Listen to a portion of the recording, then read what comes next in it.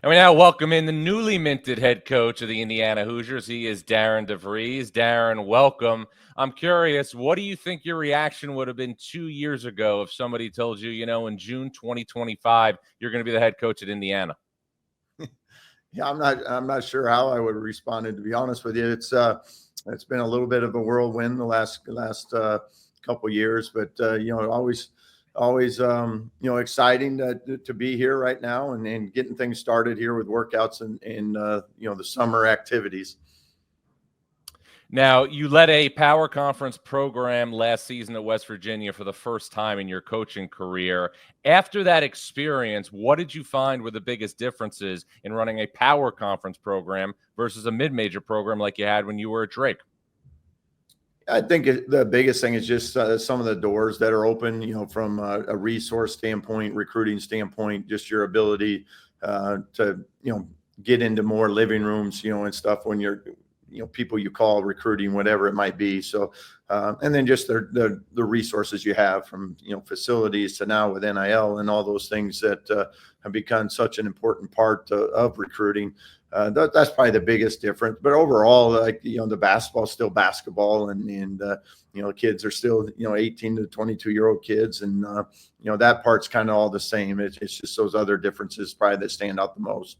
How are you different as a coach now versus 12 months ago after having a season to go through coaching in the Big 12?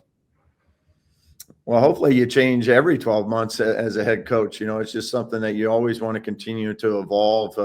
I thought, our year last year at West Virginia was certainly one that, we felt like we had, a really good season. Unfortunately, got left out of the NCAA tournament, but we had a great group of guys that gave us all they had the entire year, and was really proud of the season that they had put together. So, I think, every league is different. No matter what level you're at, you just got to adapt to the league you're in, and you kind of learn that a little bit on the fly, especially in your first year of, what things work in your league, what things don't, what things you got to tweak a little bit. So those are the things that, as a coach, you continue to, like we mentioned, try to evolve, not only year to year, but maybe even game to game.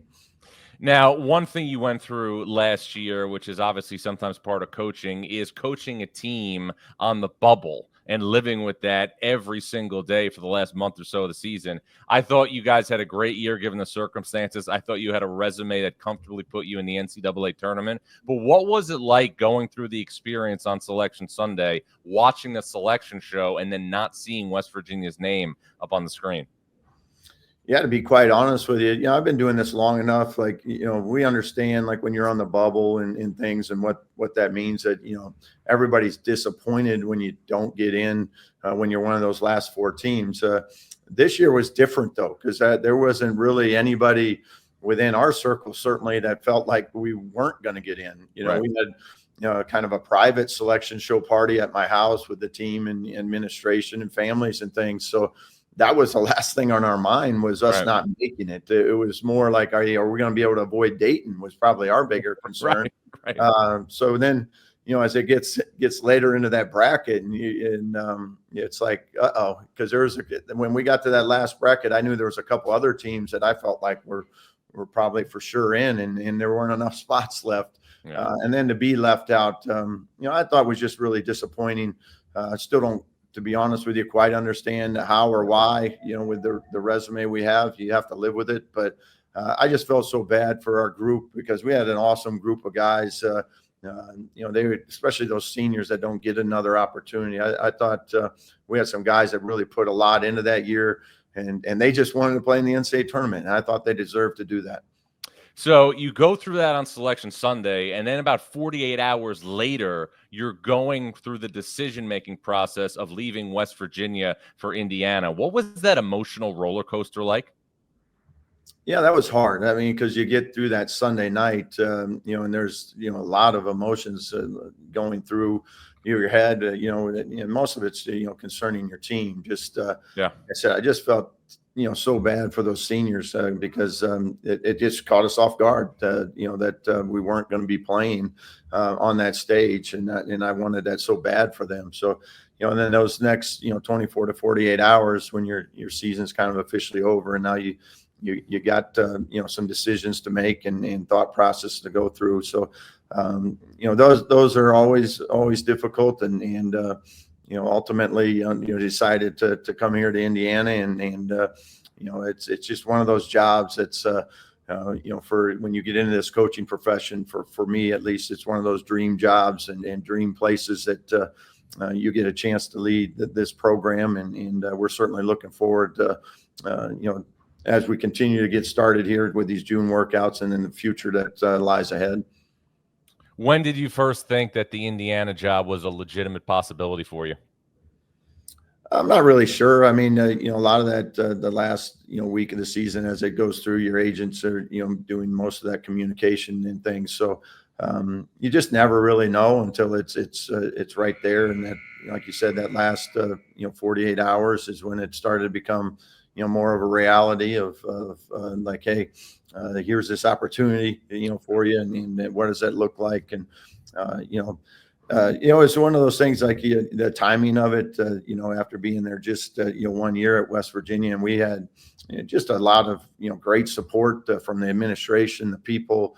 So it was certainly a place that you weren't looking to leave by any means. It was a place that we were very happy. We had an enjoyable first year, and we're looking forward to the future together. But ultimately, just felt like the Indiana job was just a job you couldn't pass up, and so that's where the decision came from.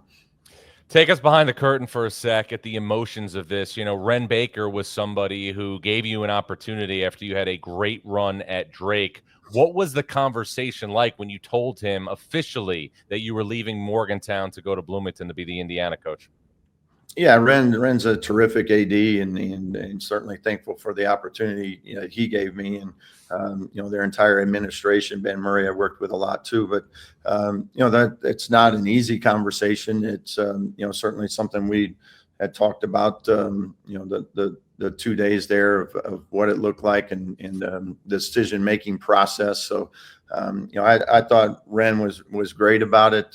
He certainly was disappointed, but I thought he gave me every opportunity and to look at it and consider it, and ultimately though we decided that I was going to take the Indiana job, but he was great about it, very professional about it, as you would expect.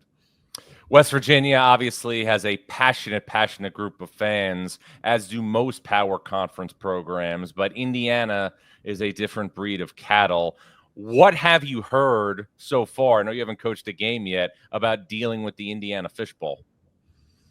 Yeah, I think for the most part, they're passionate fans. They love their team, they love their program. They want to win. We want to win. So I think we can all agree on that piece of it, that we'd both like to win. And I think from our standpoint, it's just like, hey, we just got to go do our jobs, do the work, and hopefully that means that there's some wins that come with it.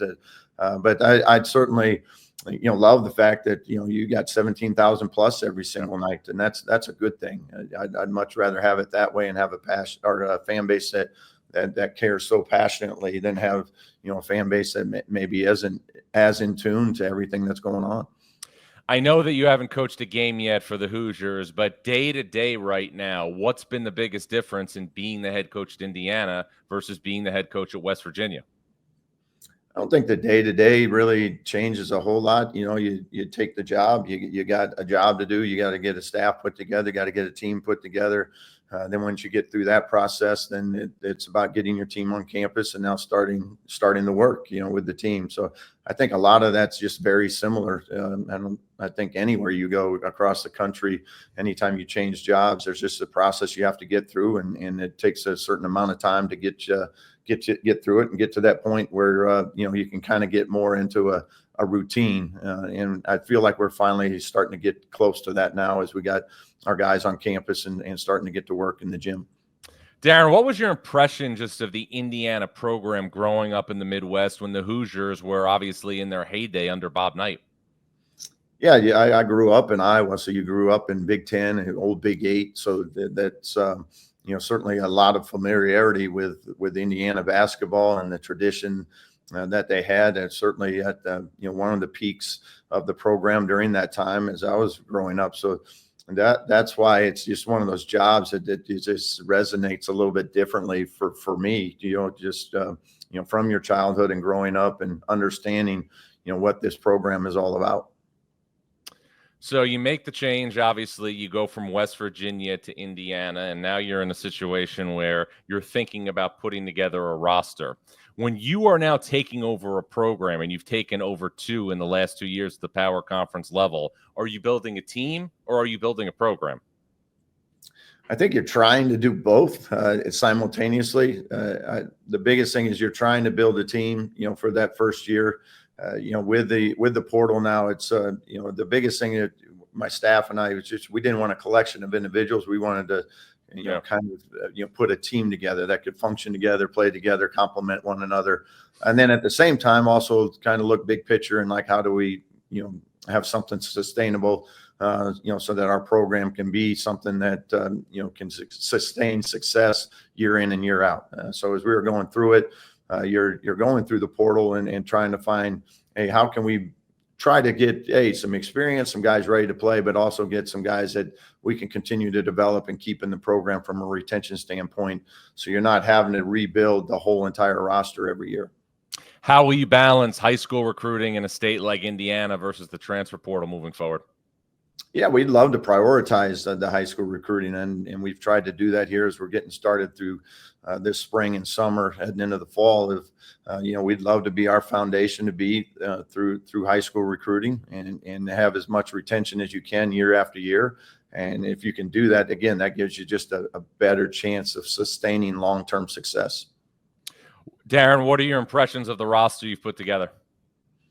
I really like it, and you never know on paper until they get into your gym and you get to start to work together. But I've also loved their approach.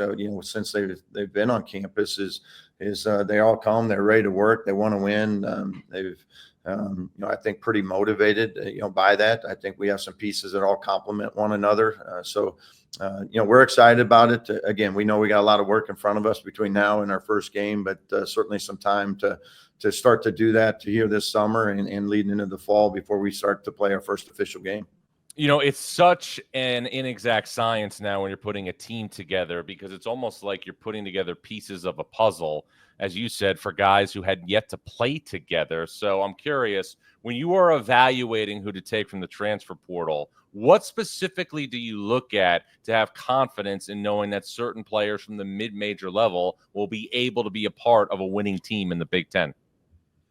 Yeah, and there's no 100% guarantee, on any of that, but I feel like we really try to listen, to what's important to the kid, the people around them. What are they looking for out of their experience, whether they got 1 year left or multiple years left. And I feel like the guys have done a really good job of identifying guys that we feel like really fit, what we want to be about. Guys that prioritize winning, guys that are kind of self-starters, self-motivated about the right things. And I like the group. I think they got a chance to really come together and bond here this summer. And we'll see where that leads to as we get into the fall and ultimately starting games. Now, one of those players obviously on your roster is Tucker DeVries, your son, who has now been at his third school in 3 years with his father, which is an awesome, awesome story. Forget about as a basketball coach right now, because your son's obviously a great player. What has it been like to go through this journey from Drake to West Virginia to Indiana as a father and a son? Yeah, I think ultimately it's, you get this one career, and for him, not that he didn't have a choice, but he probably doesn't have much of a choice of I put him in a position where he's got to follow me around here these last couple of years. So, but we've certainly enjoyed this time, that we've got to spend together as not only as coach and player, but father, son. You get to experience some things that a lot of people don't get to ever do, and that's be around your kid as they're going through the college experience. And it's a lot less about the games. I know when I was with Doug McDermott and Gregg McDermott, the games are one thing. It's more about the road trips and everything that comes outside of basketball. that is really a precious time that, we've got to experience and enjoy, during his time and our time together here in this college experience. Now, Tucker's season was cut short last year due to a shoulder injury at West Virginia. Is there any timetable to when he'll be fully cleared to be full go for all, basketball-related activities? Yeah, for the most part, he got fully cleared last week for full contact. They're still kind of minimizing, maybe not doing everything right away, just to kind of ease back into it. So, he spent the last few months rehabbing and getting ready. So, he feels like he's in a pretty good space right now as we're moving forward and continuing to be cautious with it. But also, I think we're in a good spot there from, as we move forward and get deeper into the workouts here this summer. Well, that's good news for Indiana fans. Now, two other players who were part of Indiana's program last year, Luke Goody and Anthony Leal, are petitioning for additional years with the NCAA to continue to play college basketball. Is there any updates on the eligibility of those two veterans? Yeah, no updates yet. As you can imagine, there's a lot of waivers got filed this year, so there's a little bit of a backlog as we're waiting to hear that. So we're really at the mercy of the NCAA right now until they can get to their cases and make decisions on those, and we're hopeful that will be in the very near future. Okay, so we'll monitor that moving forward. As far as scheduling goes, you're going to jump right into the Gladiator Pit with Marquette in Chicago the first week of the season. There's also a game against Louisville and Indianapolis in early December. And then, obviously, you're going to start a series this year at Kentucky, which, is going to begin at Rupp Arena. Is there anything else of significance for the Hoosiers during the non-conference portion of the schedule? Yeah, we're still working on a few pieces there with the schedule, but you mentioned three pretty good ones right there. So that's a great start to the schedule, and certainly some really high quality opponents as we're getting ready for league play. But we'll continue to try to finalize the schedule here in the next couple of weeks. But as you said, those are three good ones to build around. What will be your philosophy with non-conference scheduling moving forward in Indiana? Because you obviously want to play the best brands you can, but you also have to deal with 20 games in the Big Ten. Yeah, and that's the challenge I think everybody across the country deals with. It's you got to get some home games as well, just so that you can continue to fill the stadium and create some revenue. So finding that balance a little bit of, hey, we really challenge ourselves to get ready for a 20-game league schedule, and finding the best kind of mix and match of how to do that is certainly something that we want to try to find that right balance, but also make sure that we got some good quality opponents to get us ready for Big Ten play. All right, you mentioned him a couple of minutes ago, so I would be remiss if I did not bring up Gregg McDermott, who quietly right now has put together one of the best coaching trees in all of college basketball. Why have so many of Gregg McDermott's former assistants went on to be head coaches and successful head coaches? Well, I just think he does a great job of letting you kind of grow as a coach, through practice and everything that he allows you to do and the input he allows you to have. So you're kind of forced to be a head coach, if you will, in practice, because he does allow you some freedom to lead drills and take some ownership in the way practice is structured and stuff. And I think he just does a great job of allowing those assistants to continue to grow, to become head coaches, and he tries to help you facilitate that in any way possible. Would there ever be a potential for a Indiana Creighton series? I'm sure there's always a potential for that to happen. It'd be a great series, a fun series to have, and be able to get back to Omaha would be awesome. We got to make sure they come this way too, though.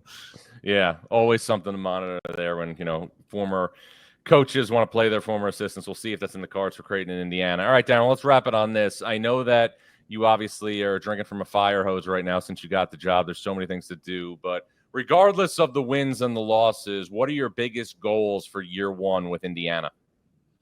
Yeah, I think it's just to establish an identity of who we want to be, how we want to play. What does that look like on a day-to-day basis? And I don't get too wrapped up in win predictions. We're really focused on just make that process right, and if the process is right, the wins are going to come. And so that's kind of our sole focus as we put a roster together as we get into workouts, is just make sure we day to day are in tune with the process that we want it to, and what we want it to look like. And as we do that, then the success will come.